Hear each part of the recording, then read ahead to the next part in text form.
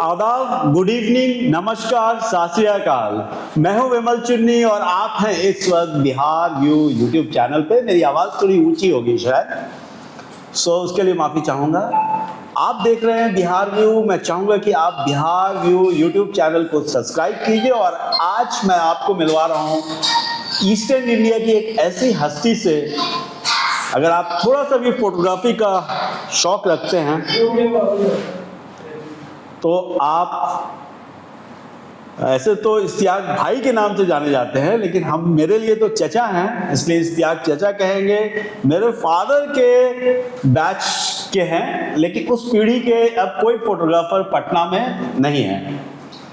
लेकिन आज मुलाकात हो गई और कहते हैं कि हर मुलाकात जो है अल्लाह कराता है। संडे का दिन था, मैं घूम रहा था और मेरी नज़र इन पे पड़ गई या इनकी नज़र मुझ पे पड़ गई, तो मैंने सोचा गुफ्तगू की जाए, पुरानी यादों को ताज़ा किया जाए। मैं चाहूँगा कि इश्तियाक चाचा आप अपने बारे में थोड़ा बताइए। अपने बारे में क्या कहें, बोलो। कैसे शुरुआत किया जीवन का? शुरुआत तो अपना 1954 में, 1954 में इस लाइन में, फोटोग्राफी के लाइन में आया, शुरू किया। मतलब बिगिनिंग कहो, सीखना कहो, जो भी कहो, उस टाइम से फिर धीरे धीरे मेरे उस्ताद थे धर्मवीर मारवाहा। धर्मवीर मारवाहा धर्मवीर मारवाहा वो हस्ती थे जो बनारस के थे। जी। और पटना में धर्मवीर स्टूडियो था। पटना में क्या, वो ऑल इंडिया अपने टाइम के, ऑल इंडिया में ना, मशहूर फोटोग्राफर, मशहूर, उनका मुकाबला नहीं। पटना में भी नाम था, बनारस में भी नाम था। पटना में भी आए थे। पटना मार्केट में पहले नवाब साहब अपना उनको बुला के लाए थे। और वो शायद जे स्कूल ऑफ आर्ट बॉम्बे से पढ़े हुए थे शायद। पढ़ाई लिखाई तो उतनी थी नहीं, लेकिन प्रैक्टिस बहुत अच्छी थी। तो क्रिएटिव बहुत थे अपने लाइन के, क्रिएटिव बहुत थे। तब स्टूडियो फोटोज जो होती थी, स्टूडियो पोर्ट्रेट्स, उसके बारे में कुछ बताइए थोड़ा। उसके बारे में उस वक्त तो ये डिजिटल और इलेक्ट्रॉनिक टाइप का सिस्टम कुछ नहीं था। सब स्किल टाइप का, सब हैंड।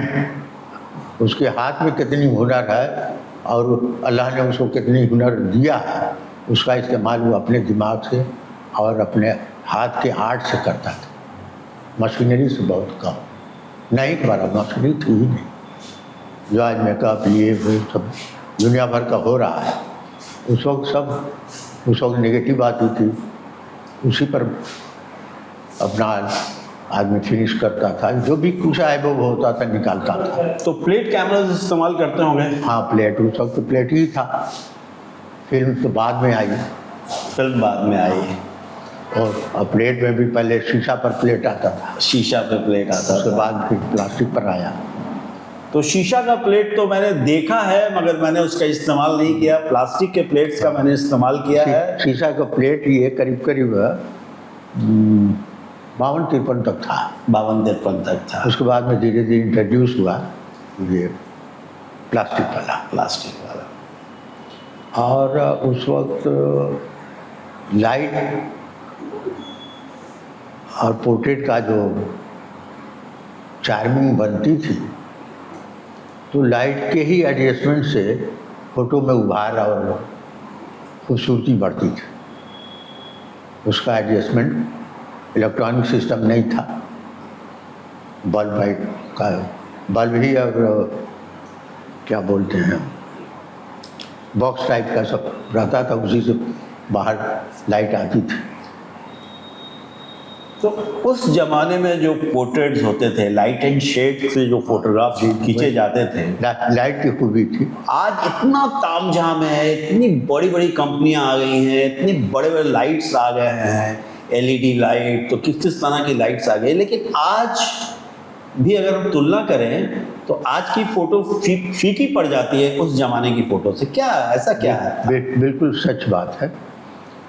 पहले जो भी फोटोग्राफी थी या फोटो वो बनाते थे, वो हर हालत में नेचुरल रखना चाहते थे। जो आदमी जैसा है वैसे ही दिखे, लेकिन अगर कुछ उसमें हल्का फुल्का कहीं ऐप है, दाग है या कुछ भी है, तो सिर्फ उसी को मैनेज करता था। बाकी लाइट का इतना उस वक्त और आज भी अगर उस ढंग से आदमी काम करे तो लाइट का कमाल है कि चारों तरफ से घेरता है, खूबसूरती को निकालता है। खूबसूरती को निकालता है। जैसा कि आपने पूछा कि लाइट और शेड, ये तो लाइट शेड से उभार आता है, आगे दिखाई पड़ खिंचाव आता है। अभी जो है फ्लैट ज़्यादा है, फ्लैट ज़्यादा है, डायरेक्ट मार दिया, सब पूरा नीचे ऊपर सब बराबर। और मेकअप इतना ओवर कर देता है कि बहुत चेंजिंग आती है। सो ये जो लाइट एंड शेड्स की फोटोग्राफीज है, इसके बारे में कुछ बताइए, टिप्स बताइए इसके बारे में। उसके बारे में अब ज़बान से क्या बताएं। फिर भी थोड़ा सा क्या, कैसे, मतलब आज की फोटोग्राफी और उस समय की जो लाइट एंड शेड की हम फोटो तो बार बार आपको ये बात बोल रहे हैं जी कि शेड एंड लाइट की फोटोग्राफी जो है, वो जो लाइट देता था आदमी, उसका कमाल था। अब उसमें आपका कितना जहन दिमाग चलता है, कितने हिसाब से लाइट को ऊपर किया जाए, कितने हिसाब से नीचे किया जाए, कितना बगल किया जाए, कितना साइड किया जाए, कितना फ्रंट किया जाए, ये सब प्रैक्टिकल होता था। अभी तो क्या है कि इलेक्ट्रॉनिक है या एलईडी है या जो भी है, एक बार शटर दबाया फ्लैश से सब इधर उधर बराबर हो गया। और उस वक्त ये चीज़ थी नहीं, तब कैप का जमाना था, लेंस से कैप हटा के शटर भी आया जी, तो लेकिन सब स्टिल रहता था, स्टिल आया है। स्टिल रहता था। जहाँ आप फिक्स कर दिया वहीं रहेगा, इधर उधर नहीं जाएगा, और आपके मुताबिक रहेगा। आप जैसा आपने सेट किया वैसे ही रहेगा। अभी क्या है कि आप सेट किया कुछ, लेकिन जब फ्लश गया तो पूरा अपना लेके गया, तो लाइट एंड सेट के मार खा जाता है। तो 1953 में आपने जो अपना स्टार्ट किया, बनारस में किया कि पटना में किया? अप्रेंटिस में क्या स्टार्ट हुआ, हमारा समझ लीजिए कि आर्ट का काम शुरू हुआ करीब 1958 से। तो दैट वाज 4 साल तो हमारा ऐसे ही। दैट वाज पटना और वाराणसी? पटना में तो हम आए हैं 65 में। अच्छा, 65 में बनारस में ही शुरू किया आपने? हमारे गुरु जी बनारसी में रहते थे और बहुत नाम कह रहे कि उनका इंडिया में नाम था। तो तब आपके समय में यहाँ जब बनारस आर्ट गैलरी आपने स्टूडियो खोला यहाँ पे, तब उस वक्त स्टूडियो की दुनिया में या तो बंगालीज थे या गुजराती थे। तो गुजराती दो थे, शैडो स्टूडियो और त्रिवेदी स्टूडियो, दोनों साथ में आए थे गुजरात। तो वो दोनों साथ में आए थे। दे वर ऑल्सो हैविंग अ बहुत बड़ा नाम था वो भी। और बंगालीज में आर्ट बोस कॉटेज, राय चौधरी, एम घोष और कोई छाया करके भी एक स्टूडियो था जो दरभंगा हाउस के ठीक सामने था। तेज छाया तो तेज छाया नहीं, एक और छाया था जो त्रिवेदी से पहले था। हाँ, वो लंबे चौड़े थे। या तो नाम हम भी भूल रहे हैं। अब तो स्टूडियो का पूरा कल्चर खत्म हो गया है कि है अभी भी बचा? नहीं, वो सब तो खत्म हो गया है, कोई बाकी का नहीं है। एक तो फोटोग्राफी ऐसी चीज़ है ना कि जो आदमी स्टार्ट करता है और जब तक वो रहता है, पूरी उस दुकान का करीब करीब ठीक ठाक रहता है। और जहाँ वो फाउंडर मेंबर जो था और गया, तो समझिए धीरे धीरे दुकान भी ख़त्म होने लगती, क्योंकि अगला पीढ़ी हो या जो भी हो, उसकी अहमियत उतना नहीं समझता है। अभी तो फोटो स्टूडियो का करीब करीब पूरे भारत में ही वो कल्चर खत्म हो गया है। शायद ही एक आध दो स्टूडियो कोई हो इंडिया में, जो अभी माटा स्टूडियो भी बंद हो गया दिल्ली का। हाँ माटा है, हाँ, जो कनॉट प्लेस में था वो भी बंद हो गया। बहुत अच्छा। और जीके वॉल्स वगैरह भी पता नहीं चल रहा है कि नहीं चल रहा है। और जो कलकत्ता में एक अंग्रेज़ों का स्टूडियो था 1700 या 1800 कुछ का, दैट इज़ ऑल्सो क्लोज्ड, जो पहला स्टूडियो था। इधर इस जून में थैंक्यूज का बहुत बोलबाला था टाटा में, टाटा में, अच्छा अच्छा अच्छा। और बहुत अच्छा था। और टाटा भी था यहाँ पे? अभी है नहीं है ये तो हमको पता नहीं है, अच्छा। क्योंकि अब कहीं उतना संपर्क का भय नहीं हमारा भी। तो कैसा दौर था, कैसे लोग आते थे आपके स्टूडियो में? वो दौर काम करने और काम कराने वाले का बहुत निराला था। हर एक दूसरे का आपस में तालमेल बहुत अच्छी थी, एक दूसरे का रिस्पेक्ट था ही नहीं। लोग जो उस वक्त के लोग थे ये नहीं समझते कि फोटोग्राफर है या ये है, नीची नज़र से नहीं देखते। अभी तो क्या कहा जाए, कुछ कहा नहीं जा सकता है कि कौन क्या कह देगा, क्या नहीं होगा। अब वैसे अब काम करने वाले भी। तो जब आपने बनारस आर्ट गैलरी खोली, दैट वाज विच ईयर? 1960? 65 में बनारस आर्ट गैलरी खोली आपने। ओ, यानी हमारे यूनिवर्सिटी स्टूडियो से 5-7 साल के बाद? ऐसे हाँ। हाँ, वो हमारे स्टूडियो को 1956-57 में खोला फादर ने। सो मेरे फादर तो ज़्यादातर आउटडोर में थे, हाँ। चाचा मेरे रहते थे स्टूडियो में। तो वो जो कल्चर था स्टूडियो में पोर्ट्रेट्स खिंचाने का, मैरिज पर्पस, वेडिंग फोटोग्राफी कराने का, मतलब लड़कियों की फ़ोटो होती थी, खासकर लड़कों की भी होती थी, full figure, half figure, 3 quarter, 2 quarter, उस तरह का की फ़ोटोज़ का अभी भी मार्केट में डिमांड हो सकता है क्या? हो सकता है, हो सकता नहीं होगा, लेकिन उसमें यही है पेशेंस चाहिए। और पेशेंस वाला 1% 2% होगा, काम करने वाला, काम कराने वाला, दोनों बात। अभी तो झटपट वाला है, करने वाला भी कराने वाला भी। तो झटपट में वो आर्ट, न वो खूबसूरती, न वो चार्मिंग नहीं आ सकती। चाहे कुछ भी कर ले, कितनी भी हाई क्वालिटी के कैमरा लगा ले, कितना इन्वेस्ट कर ले, लेकिन जो चाहिए, जो होना चाहिए, जो पहले की चीज़ें आपने देखी है या देख रहे हैं, कहीं खुदा ने खासे कहीं पढ़ा होगा तो देख लीजिएगा उसको जी, कि जी। आज भी वो फोटो लगता है कि अब बोल देगी। और आज की फ़ोटो देखिएगा कि मुद्दा है फोटो ठीक है। वो नेगेटिव पे जो रिटचिंग का कल्चर था तो और लाल रंग लगाना, वही तो हम आपको बोल रहे हैं कि पहले पूरा आपके हाथ में आर्ट था, अभी आप डुप्लीकेट आर्ट देख रहे हैं।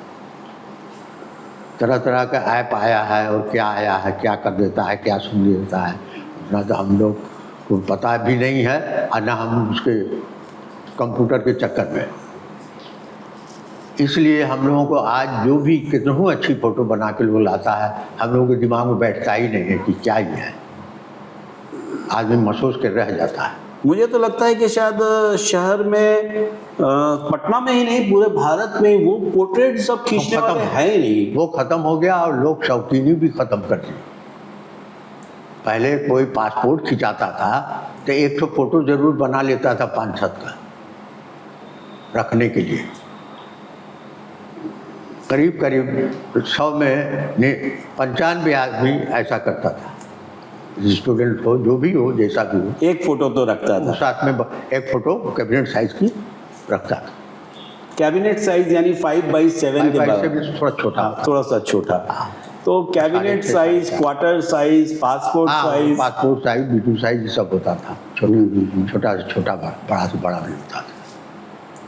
सो जब बनारस आर्ट गैलरी के बाद जब आपने पटना में डैफोडिल स्टूडियो खोला जी 79 में, तो डैफोडिल ने भी एक्चुअली में हम लोग तब भी सरवाइव कर रहे थे, मगर ये होता था कि डैफोडिल ने हमारे बहुत से कस्टमर छीन लिए थे।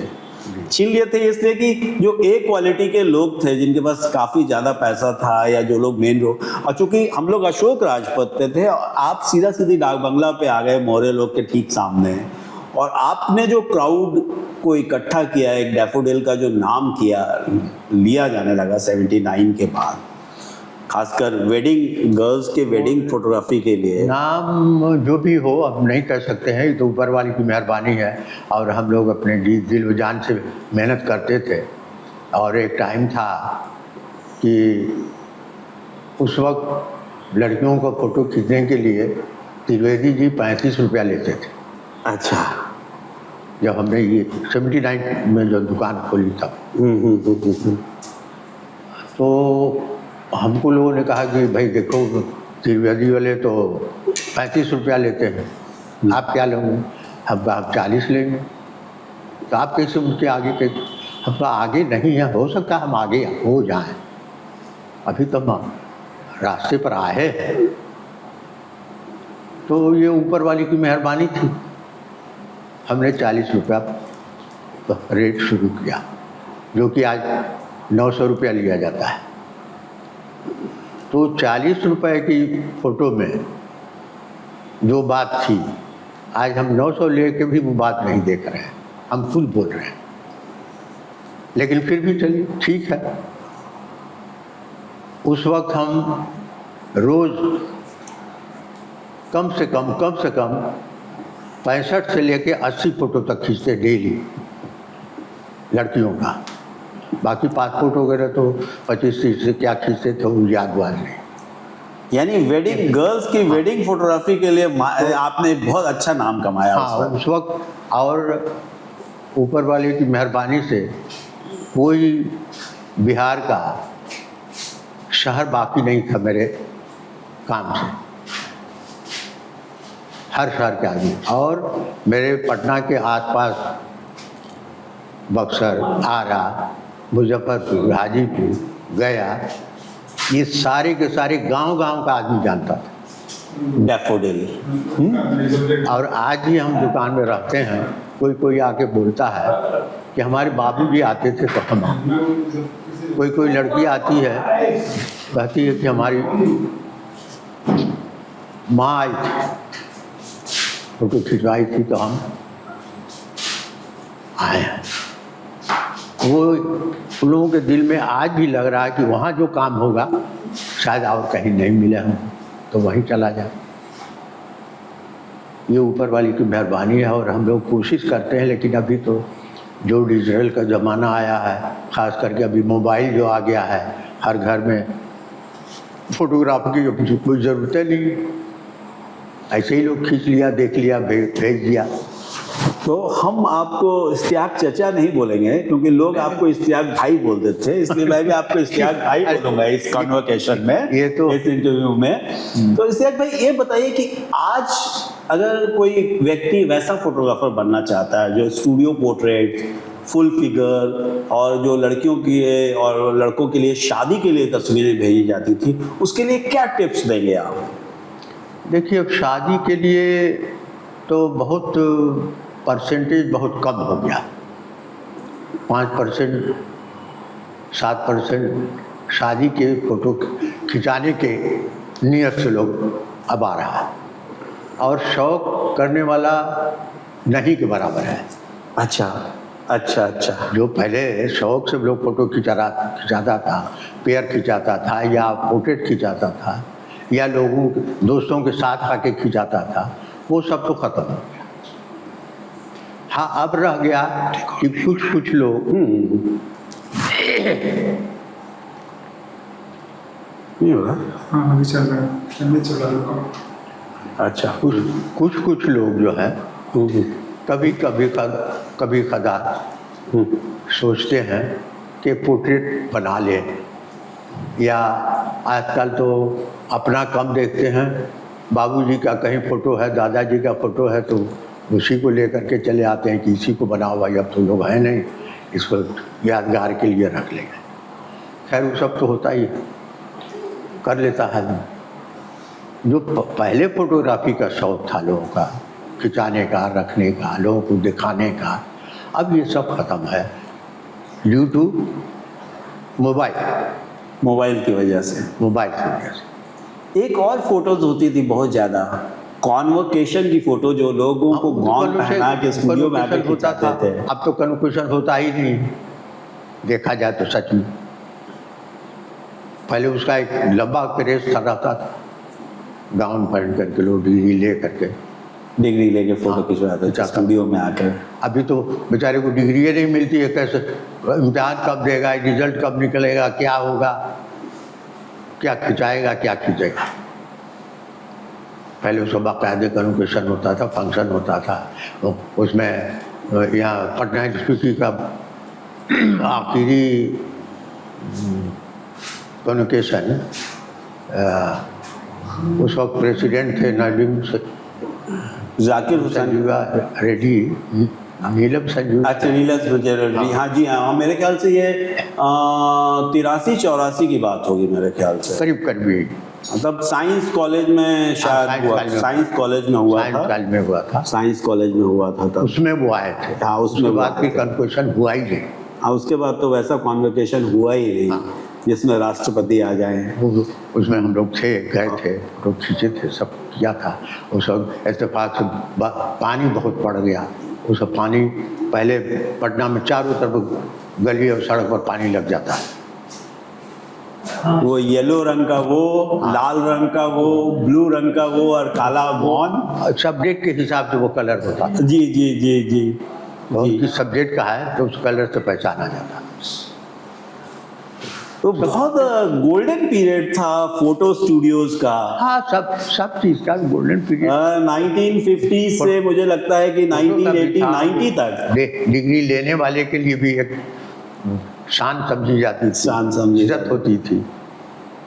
अब तो सब खत्म है। और एक दो फोटोज उस टाइप की भी होती थी, जैसे राजस्थानी ड्रेस में, कश्मीरी ड्रेस में। पहले ये सब था, बहुत था, लोग स्टूडियो में रखते थे इस तरह का। सब मूल बात ये है कि सबको शौक था फोटो खिंचाने का, इसलिए वो ड्रेस भी पसंद करता था, ये भी करता था, वो करता। यहाँ बुनियादी चीज़, जड़े वाली चीज़ जब शौक से निकल गई, तब क्या फैशन दिखाएगा और क्या करेगा। हालांकि फिर भी हम कोशिश कर रहे हैं कि एक बार वही क्रिएशन जो आज से 50 साल पहले किया था, करना चाहते थे, बहुत जल्द ही फिर हम। एक कलाकार का जो शौक होता है ना, शौक, नशा जो होता है कला के प्रति का, वो जाता नहीं है। क्या वो उसी ख्याल से शुरू करना चाहते हैं और उसी के लिए हम तैयारी कर रहे हैं। और जल्द ही हम इस शहर को एक ऐसा स्टूडियो देंगे कि अगर पुरानी शौक उनको याद हो या नया भी करना चाहेंगे तो क्रिएटिव फोटोग्राफी करके हम उनको दिखाएंगे। अभी हम इस लायक हैं। तो क्या उम्र हो रही होगी आपकी? उम्र क्या हो रही होगी, एज क्या हो रही होगी? 89 है अभी तो। 89 है। 1938 की पैदाइश है। 1938 की पैदाइश। हमने आज़ादी बड़ी अच्छे से देखा है। तो इंशाल्लाह अभी काफी समय है। शौक है, शौक है, शौक है। अभी जवानी बरकरार है। जवानी फिर आप जैसे लोगों के साथ, जवान आप लोग रहिएगा, रूह हमारी रहेगी। काम आप करिएगा, रूह हमारी रहेगी। कोई ऐसा किस्सा जिसमें कोई बहुत बड़ा पद वाला आदमी आपके पास आया हो फोटो खिंचवाने के लिए, जैसे मान लीजिए कोई राज्यपाल या कोई फिल्म स्टार या कोई मुख्यमंत्री या कृष्ण बाबू? तो हमारी दुकान एक तो रास्ते पर है जी, और जहाँ हम बैठे हैं अभी जी, तो ये सब VIP एरिया है। जी जी। ज़्यादातर तो सब सरकारी, राजभवन से लेकर सेक्रेटरीट। और उस वक्त हमारे यहाँ चीफ मिनिस्टर वकूफ चचा थे। अच्छा अच्छा अच्छा अच्छा। वो आए थे और राम लखन सिंह यादव दोनों साथ में आए थे। तो लोग फोटो खिंचवाया, हम खींचे, देखे, बहुत खुश भी हुए लोग, पैसा भी दिए। अब बड़े छोटे की तो हमको तमीज़ नहीं है, लेकिन फिर भी लोग आए, यही मेरे लिए काफ़ी। और वो लोग भी इतना टाइम निकाल के आए, तभी ना आए। नहीं तो उनके यहाँ तो 1000 फोटोग्राफर ऐसे जाता है, सरकारी तो जो है ये रात दिन लगा ही रहता है सब। और गवर्नर में किदवई साहब 2 बार आए। किदवई साहब आए। एक बार ये स्वामी उनके बाद वाले हैं, अभी याद नहीं नाम पड़ रहा। एक तो किदवई साहब से पहले कौशल जी थे, मरियम या क्या नाम था। किदवई जी के बाद देखिए मुझे भी नहीं याद आ रहा। हाँ, तो वो भी आए थे। अच्छा अच्छा। और हाई कोर्ट के जज में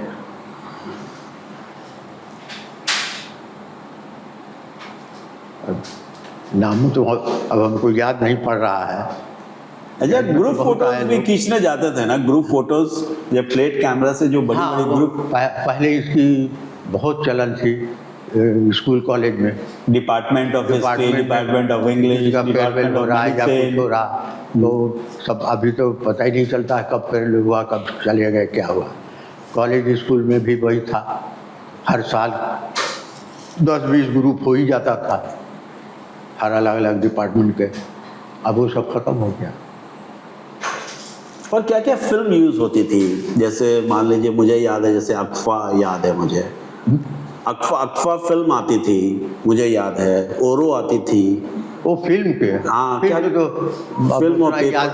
पहले शुरुआती फिल्म तो कोडक, अक्फा था, इलफोर्ड था, इलफोर्ड, हाँ। गेवर्ड था, हाँ, अक्फा गेवर्ड जी थी, जी बाद जी में आई। जी। और ये सकूरा बाद में, हाँ सकूरा आई, हाँ, कलर्ड में सकूरा, कॉनिका आई, मिस्सी बिस्सी आई। हाँ मिस्सी बिस्सी, हाँ आई, बहुत, उसका नाम बहुत कम हुआ। तो कैसे देखते हैं पटना को, 1950-60 का पटना और आज का पटना, कैसा क्या फर्क है? भाई फर्क तो जमीन आसमान का है। हमारी सोच से और अभी की सोच में भी तो बहुत फर्क है। पहले जो रास्ता चौड़ा भी नहीं था, अब कुछ सादा भी लगता था। अभी चौड़ा भी हो गया तब भी कंजेस्टेड लग रहा। पॉपुलेशन इतनी बढ़ गई, शहर के इर्द गिर्द इतना पॉपुलेशन बढ़ गई, बस्तियाँ नई नई बन गई, अपने शहर का शक्ल ही बदल गई। एक मामूली यही देख लीजिए, डगमगला का कैसा लुक था, अभी कैसा लुक हो गया। तो बदलाव तो हो गया, ज़माने के हिसाब से बदलाव हो रहा। और तहजीब के हिसाब से कैसे देखते हैं? मतलब तहजीब के हिसाब से, जैसे पहले लोग ज़्यादा तहजीब वाले थे कि आज के लोग ज़्यादा तहजीब? नहीं, ये तो पहले वाले जो देख थे या जो हैं, जैसे हम लोग अभी बच रहे हैं थोड़ा बहुत, तो हम लोगों को तो अब लगता है कि जीना ही बेकार है। किसी से कोई लगाव नहीं, किसी से कोई मोहब्बत नहीं। हर आदमी अपने अपने मतलब से ही बात करेगा, और मतलब के साथ साथ धोखा ही देने के फिर में रहेगा कि कैसे इनको कुछ ऐंठ ले इसका। यही तो ज़माना हो गया। तब इसमें क्या कहा जाएगा कौन अच्छा है क्या खराब है? अब उसमें जितना चालाकी जो कर लियो वही अच्छा है, बाकी तो बेवकूफ़ है सब। तो एक सेकंड बस, मैं ये कह रहा था कि पैसे के पीछे जो लोग भाग रहे हैं, हाँ, आज के लोग ज़्यादा पैसे के पीछे भाग रहे हैं कि आपके ज़माने में, मतलब 1950, 60, 70s, 80s में लोग पैसे के पीछे भाग रहे थे? उस वक्त पैसे की तो ज़रूरत सबको रहती है, लेकिन भागता नहीं था। जितना उसका हक बनता था उतना ही वो चाहता था। अभी जो आदमी है, अभी जो पोजीशन है, आदमी हक उसका है नहीं लेकिन चाहता है। हक से ज़्यादा चाहता है। हक है नहीं तो ज़्यादा कम तो अलग चीज़ है, ज़्यादा और कम तो अलग चीज़ है। वो हर तरह से एक तरह से क्या कहा जाए कि धोखा ही देने के फेर में रहता है। अच्छा, मैं बहुत ज़्यादा लंबी बातचीत नहीं और करना चाहता, ये चाहते हैं कि थोड़ा मैं जल्दी से ख़त्म करूं इसको। सो इश्तियाक चचा है, इश्तियाक भाई के नाम से ज़्यादा जाने जाते हैं। बनारस आर्ट गैलरी इनकी हुआ करती थी मछुआ टोली के पास, और इनके बड़े बेटे फिरोज हैं। और फिर उन्होंने 1979 में पटना के डाकबंगला रोड मोरे लोग के ठीक सामने उज्जैन भवन में डैफोडिल स्टूडियो की शुरुआत की, जिस डैफोडिल स्टूडियो ने काफ़ी नाम कमाया। जितने बड़े लोग थे, जितनी वेडिंग्स के लिए लड़कियों की फ़ोटो होती थी या लड़कों की फ़ोटो होती थी रिश्तों के लिए, वो सबसे ज़्यादा एक तरह का तरीके से शिफ्ट कर गया था इश्तियाक चचा के पास, और लोग डैफोडिल में आकर तस्वीरें खिंचवाना चाहते थे। हालांकि प्लेट कैमरे से वो 120 और 35 mm की तरफ कन्वर्ट हो रहा था, ब्लैक एंड वाइट भी कलर की तरफ बढ़ रहा था, और वो ज़माना था। इनसे बहुत गुफ्तगू और लंबी करेंगे अगले ब्रेक के बाद। सो बहुत बहुत शुक्रिया, आपको और उम्र दे और आपके शौक जो अभी बाकी रह गए हैं वो पूरे हों। फिर से उभार हो रहा है। और आपका लास्ट मैसेज बिहार वासियों के लिए क्या है और पटना वासियों के लिए? क्या बिहार वासियों के हम, या फोटोग्राफर्स के लिए क्या मैसेज है आपका? फोटोग्राफर के लिए क्या बोलेंगे या क्या समझेंगे, क्योंकि अब तो सब चीज़ की लाइनें ही बहुत एडवांस हो गई, बढ़ गई। तो अब सभी लोग मशीनरी पर डिपेंड करता है कि कौन कितनी महंगी मशीनरी खरीद रहा है, कौन क्या कर रहा है। आर्ट से उसको इतनी मोहब्बत नहीं है, ना उसको जानकारी, दोनों बात। मोहब्बत भी नहीं है, जानकारी भी नहीं, और आगे सीखना भी नहीं चाहता। नहीं तो किताबें बहुत हैं, बहुत लोगों का लिखा पढ़ा है, बहुत कुछ है, हाँ, लेकिन उसको सबसे कोई मतलब नहीं है। बस ठीक है, चल रहा। और फोटोग्राफी लाइन का एक तरह से देखा जाए तो ज़्यादा कोई लोगों को स्कोप समझ में नहीं आता है, लेकिन कुछ लोग अभी भी हैं या शौक करते हैं, ये उनके लिए कुछ ऐसा क्रिएशन कोई करे या अपना दिखाए, तब तो उनका अट्रैक्शन बढ़ेगा आपकी तरफ। आप वैसा कुछ कर नहीं रहे, आप फिर शौक सोचते हैं तो नहीं होगा। लेकिन हमको अपना 50 साल पीछे जा कर के हमारा शौक बढ़ रहा है, और बहुत जल्द ही उस पुरानी चीज़ को लाना चाहते हैं और लाएंगे इंशाल्लाह। थैंक यू वेरी मच, धन्यवाद, शुक्रिया। मैं हूं विमल चुन्नी, आप देख रहे थे बिहार व्यू। और आपसे ये निवेदन है कि अगर आप फोटोग्राफर बनना चाहते हैं तो फोटोग्राफी से प्रेम कीजिए, यानी कला से प्रेम कीजिए, पैसे के पीछे मत भागिए, और अपने काम को निखारने के लिए उसमें और समय दीजिए। Thank you very much.